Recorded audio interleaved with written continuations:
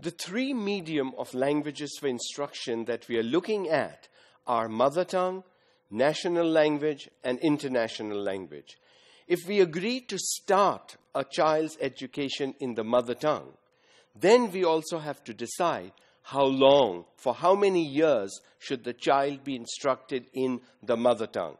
Early years, which is really nursery, KG, prep, or 1, 2, 3, elementary, secondary, how long?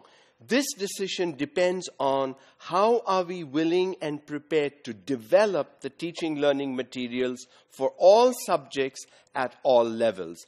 Unless we do that, at some point we will have to stop and say, okay, after grade 1 or after the early years or after grade 2, mother tongue instruction stops. We have to move either to the national language or the international language, or in some cases both national and international languages. When we do that, we are actually confusing students. It is extremely difficult for young children to understand a new language suddenly and to cope in that new language for academic work. If we are focused on the mother tongue, that is what we need to work on. But the problem in later years increases with using only the mother tongue. Where are our universities and colleges?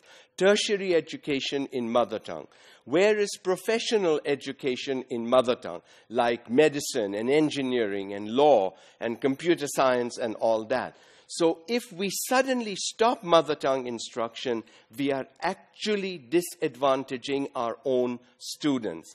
So the recommendation really is, or should be, early years education in the mother tongue, class 1, start with Urdu and start with English as a subject. Once the students become a little comfortable with these two languages, we can then change the medium of instruction either to Urdu or English. But it cannot be both. Children are not going to be able to focus on two languages for academic work at the same time. So when and how should English be introduced as a subject and eventually as the medium of instruction?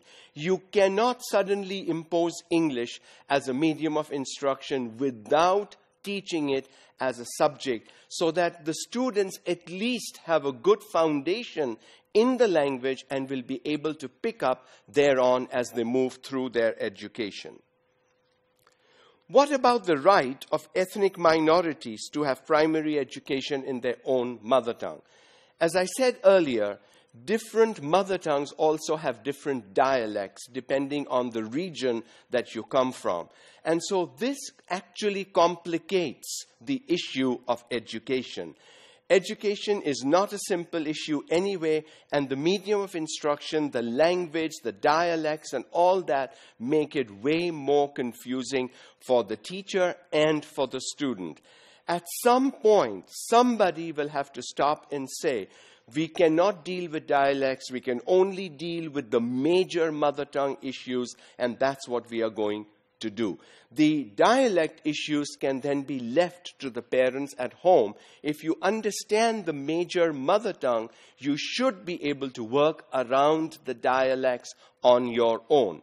Not an easy thing to do, but to expect that a teacher will work with 5 or 6 mother tongues, each with 3, 4, 5 different dialects, makes the teacher's life way more complicated, and you are not going to find such a teacher.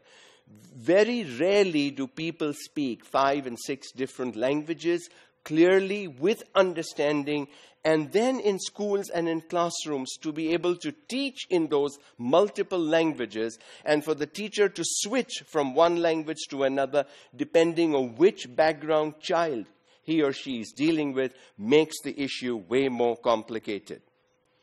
Should it be the mother tongue of the majority of the students, whereby it would not be fair to some of the students whose mother tongue is different? Or should we use Urdu, the lingua franca and the national language, or should it be English? This is an endless debate. It can go on and on, but I personally feel early years education should be focused on the mother tongue. Thereafter, you have to choose between Urdu and English. Please do not use both as medium of instruction. It will only confuse our children.